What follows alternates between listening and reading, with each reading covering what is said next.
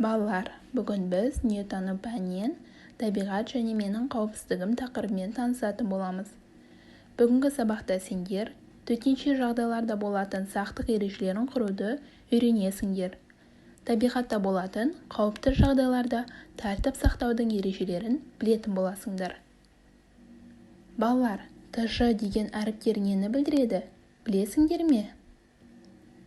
ТЖ деген әріптер, олар төтенше жағдай дегенім мағынаны білдіреді екен.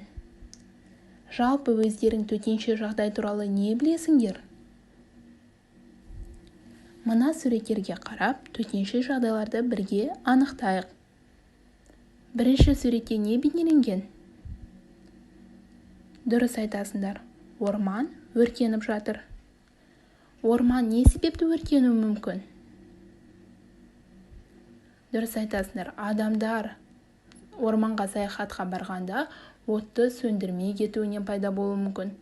Сонымен қатар, жазды күні күн ыстық болған жағдайда орман өрті пайда болады. Осылардың барлығы төтенше жағдайға әкеліп соқтырады.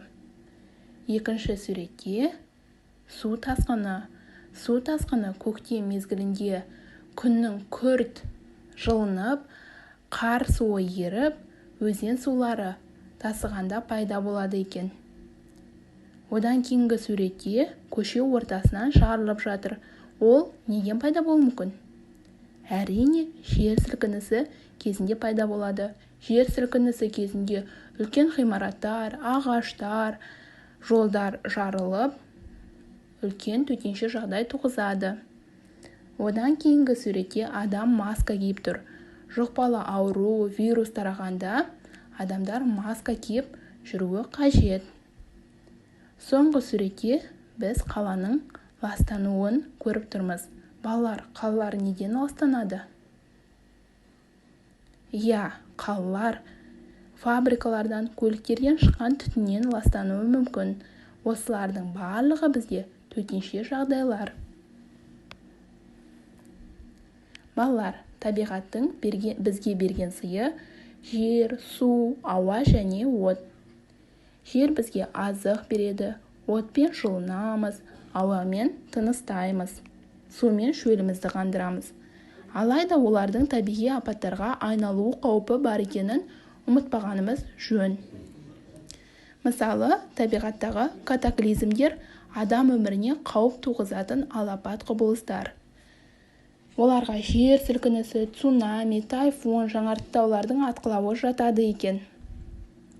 Өз өмірің мен денсаулығыңды сақтау үшін табиғи катаклизмдерден сақтанатын қауіпсіздік ережелерді білуі қажет. Мысалы, мына суреттерде белгіленген жер сілкінісі кезіндегі іс-әрекеттерді екі топқа бөлейік. Бірінші топқа не істеуге болады, ал екінші топқа не істеуге болмайтынын талқылайық. Жер сілкінісі кезінде бөлмедегі бұрыштарға жақын, есікке жақын тұрған қауіпсіздеу. Ал қауіпті іс-әрекеттер жер сілкінісі кезінде лифтіні қолдану, ол өте қауіпті болып табылады екен. Балалар, енді мына суреттерге назар аударайық. Бұл кейіпкерлер қандай қиыншылықтарға ұшырады? Оларға мұндай жағдайда не істеу керектігі туралы кеңес берейік.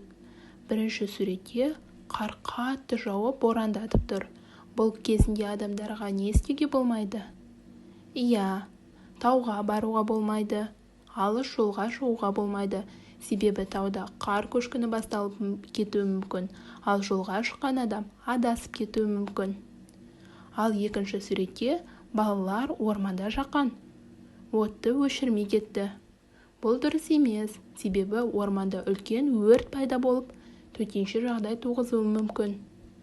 Ал үшінші суретте жұқпалы ауру, вирус тарағанда адам өзінің бас гигиенасын сақтап, маска киіп жүруі қажет екен.